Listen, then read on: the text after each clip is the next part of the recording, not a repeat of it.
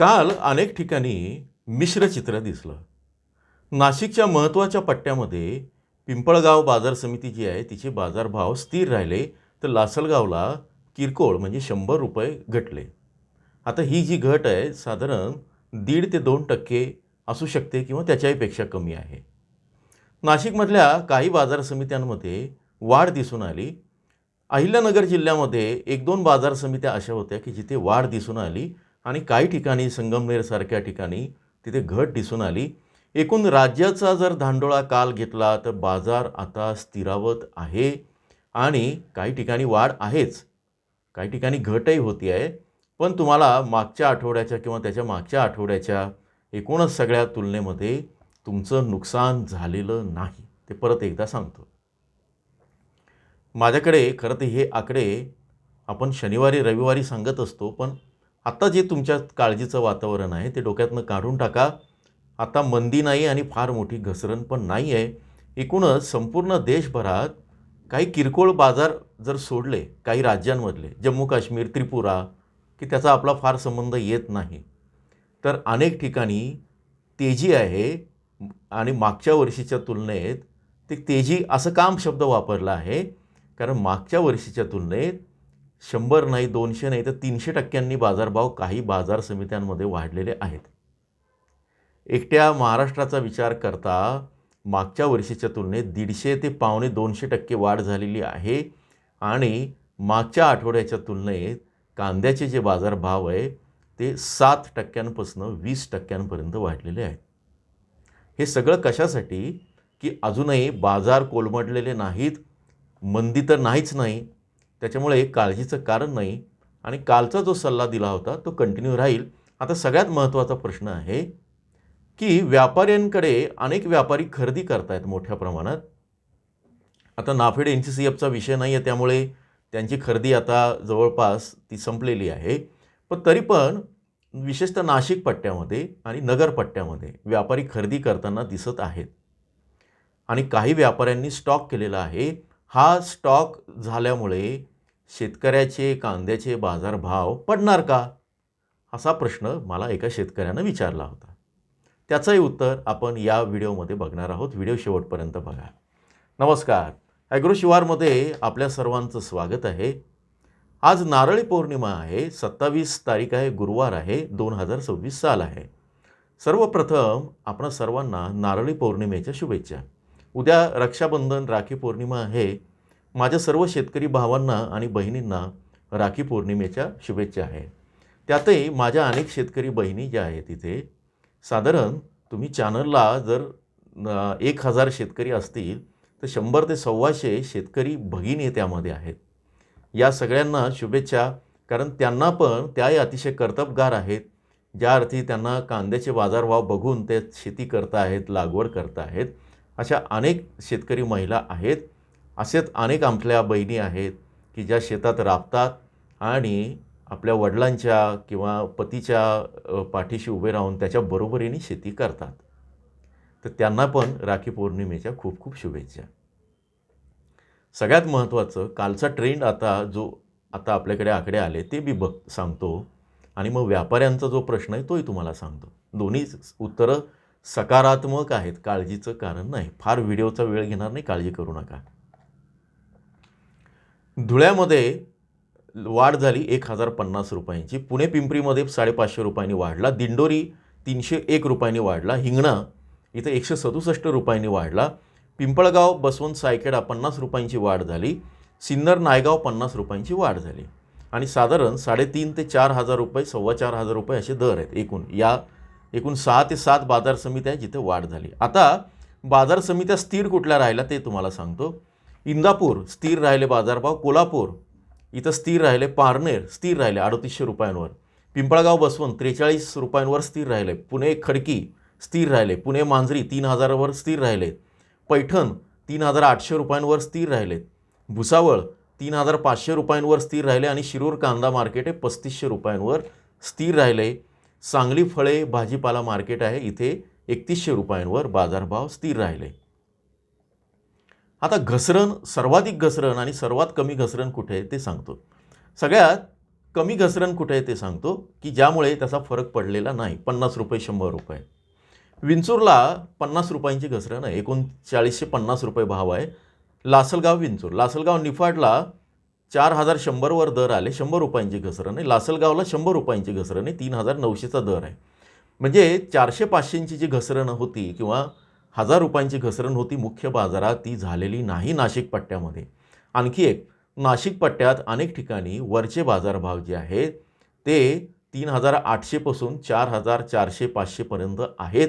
काही ठिकाणी 1-2 वक्कल त्याच्याही पलीकडे गेलेले आहेत आणि किमान भाव 500-600च्या पुढेच आहेत. त्यामुळे दोन्ही ठिकाणी काळजीचं कारण नाही.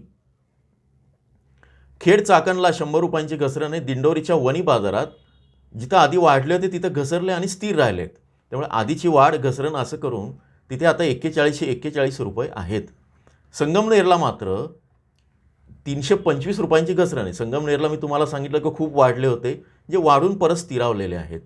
छत्रपती संभाजीनगरला 400 रुपयांची घसरण आहे. इथे पण तीच गंमत झालेली आहे. 500 रुपयांनी वाढले आणि 400 रुपयांनी घटलेले आहेत. त्यामुळे 100 रुपये तुमचा फायदा आहे. 2650 रुपयाची सरासरी आहे. रामटेकला मात्र 2000 रुपयांनी घसरले. तर ही काही कांद्यासाठी फार महत्त्वाची मार्केट नाही. तरी पण अनेकांचा कांदा हा नागपूर परिसरात जातो, त्यामुळे मी त्याचे बाजारभाव सांगा या विनंतीने सांगितलं आहे. आता देशावर काय परिस्थिती ते बघूया. दिल्लीमध्ये मागच्या वर्षीच्या तुलनेत 125%, मागच्या महिन्याच्या तुलनेत 22% आणि मागच्या आठवड्याच्या तुलनेत 3.5% वाढ आहे. त्याच्यानंतर मध्य प्रदेशचं सांगतो. मध्य प्रदेशमध्ये मागच्या वर्षीच्या तुलनेत 153 ते 800% वाढ आहे कांद्याची आणि मागच्या महिन्याच्या तुलनेत 60 ते 100% आणि मागच्या आठवड्याच्या तुलनेत 1% ते 30% वाढ आहे. एक नंबरच्या क्वालिटीमध्ये मागच्या आठवड्याच्या तुलनेत 87% वाढला आहे. पण मोठा कांदा जो आहे मध्य प्रदेशमध्ये तो 6% घसरला आहे. तो घसरून 3160 वर आलेला आहे. लोकल कांदा 30% वाढून 2560पर्यंत MP मध्ये पोहोचलेला आहे. नाशिक कांद्याची माझ्याकडे माहिती नाही आहे. लाल कांदा जो छोटा कांदा जो आहे तो 1500 रुपयापर्यंत आलेला आहे, 17% घसरून. महाराष्ट्रामध्ये जे आहे ते साधारण 145 ते 213% वाढ आहे मागच्या वर्षीच्या तुलनेत आणि मागच्या महिन्याच्या तुलनेत 29% 126% वाढ आहे. चांगल्या कांद्यामध्ये 126% वाढ आहे. चांगला 1 नंबर आणि 2 नंबर क्वालिटी म्हणजे 50च्या पुढे आणि साधारण त्या आकाराचा. तर चांगला कांदा जो आहे 1 नंबर क्वालिटीचा जो आहे त्यांना साधारण महाराष्ट्रामध्ये सरासरी 4200-4300 रुपये मिळतो आहे. तुमचा अतिशय चांगला गरगरीत कांदा असेल, डिस्कलर जरी झाला असेल तर त्या संदर्भात आणि तो टिकणार असेल 1-2 महिने तर त्याला चांगला भाव मिळत आहे. त्यामुळे चांगल्या कांद्याचे भाव पडलेले नाही, परत एकदा सांगतो. त्यामुळे इथं काळजी करायचं नाही. आता चिंचवड कांदा 3596 इथे 11%ची वाढ. फुरसुंगी कांदा पुण्यासाठी हे 2.5% वाढलेले आहेत. तो 2700 रुपयांनी जातो आहे. आता जो उन्हाळी कांदा जो आहे रेग्युलर जो जनरल मार्केट आहे तो साधारण 4% वाढलेला आहे. तो साधारण 3350च्या आसपास आहे महाराष्ट्रामध्ये. आणि जरा चांगल्या क्वालिटीचा उन्हाळी कांदा 3800 रुपयांनी जातो आहे. पांढरा कांदा 4300 रुपये सरासरी जात आहे. मी मध्य प्रदेश, दिल्ली आणि याचं सांगितलं, नंतर वेळ जाईल म्हणून फार आता सांगत नाही. त्यामुळे या सगळ्या आकडेवारीचा उद्देश काय आहे की कांदा विकायचा असेल तुम्हाला तर ॲव्हरेज बिलो ॲव्हरेज तर तो ठेवूच नका, ते तुम्ही बघितलेलंच आहे. पण चांगल्या क्वालिटीचा जर कांदा असेल तर तो तुम्हाला आजही चांगले भाव देत आहे. अजूनही 1-2 दिवस तो चांगलेच भाव देणार आहे. तुमची राखी पौर्णिमा सगळ्या शेतकरी बहिणींची ही चांगली जाणार आहे. ते खूप एखाद्याला 43 रुपये भाव मिळाला आणि आज मला 35 रुपये भाव मिळाला तर कृपया याची तुलना करू नका. कांद्यामध्ये फरक असतो.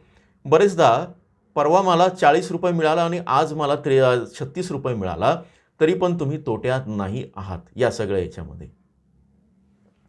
पण आपण या संदर्भात आणखी काही भूमिका घेणार आहोत, त्याविषयी बोलू. आता सगळ्यात महत्त्वाचा प्रश्न की व्यापारी कांदा स्टॉक करत आहेत, मग भाव वाढतील का, भाव पडतील का? अजिबात नाही. व्यापारी जेव्हा कांद्याचा स्टॉक करतात तेव्हा त्यांना भविष्यामध्ये कांद्याचे भाव वाढणार आहेत याची कुणकुण लागते. एक, व्यापाऱ्यांचा कांदा जर मोठ्या प्रमाणात असेल तर भाव पडत नाही. उलट व्यापारी त्यांचा कांदा विक्रीच्या निमित्तानं भाव वाढतात किंवा वाढवतात. व्यापाऱ्यांच्या आणि आडत्यांच्या हातात मार्केट असतं आणि दुर्दैवानं आपली सिस्टीम एवढी पॉवरफुल नाही आहे. मग कोणी किती स्ट्रॉंग नेता येवो नाही तर काही कोणी येवो, तर त्यांनी आतापर्यंत तरी व्यापारी, आडते आणि या मार्केट व्यवस्थेला अजून छेद दिलेला नाही, त्याच्यावर सोल्युशन काढलेलं नाही. तर हे सांगण्याचा उद्देश काय, की आडते व्यापारी हे भाव वाढवतात पण आणि पाडतात पण. त्यामुळे आता स्टॉकचा जो कांदा आहे, त्यानंतर व्यापाऱ्यांकडे जर खूप असेल, तुमच्या लक्षात येत असेल की अरे या व्यापाऱ्याकडे एवढा कांदा आहे. अनेक व्यापाऱ्यांचं म्हणणं आहे की आमच्याकडे कांदा नाही आहे. पण तरी पण विशेषतः पिंपळगाव पट्ट्यामध्ये असा कांदा येतोय व्यापाऱ्यांचा बाजारामध्ये. लासलगाव पट्ट्यामध्ये काही ठिकाणी आहे. चांदवडमध्ये, उमराण्या भागामध्ये, काही रतलाम आणि शहाजापूर या परिसरात आहे, शुजालपूर परिसरात आहेत. इथे व्यापाऱ्यांची स्टॉक असतात त्या सगळ्या याच्यामध्ये. हेच कारण होतं की आपण नाफेडचा जो कांदा मागच्या दारानं शहाजापूर आणि रतलामवरनं का आला, कारण तिथं स्टॉकचे गोडाऊन आहे. आता व्यापारी म्हणतात की आमच्याकडे स्टॉक नाही आहे, कारण त्यांना धाड पडेल, कारण स्टॉक लिमिट गव्हर्नमेंटनी जर आणलं तर त्या धाडीची भीती असते. पण जसं नाफेडचा कांदा दुसऱ्याचा 7/12 दाखवून त्याची बनावट खरेदी केली जाते, बनावट नोंदी केल्या जातात, त्याच पद्धतीनं व्यापारी आता हुशार झाले. ते शेतकऱ्यांच्या चाळीमध्ये कांदा ठेवतात आणि प्रत्यक्ष व्यापाऱ्याकडे जी मर्यादा असते लिमिटची, किती असते ती साधारण 100 टनापर्यंतची मर्यादा असते. 100 टन 150 टन गव्हर्नमेंटची. तर त्याच्याकडे तेवढाच कांदा सापडेल, त्याच्याहीपेक्षा कमी सापडेल.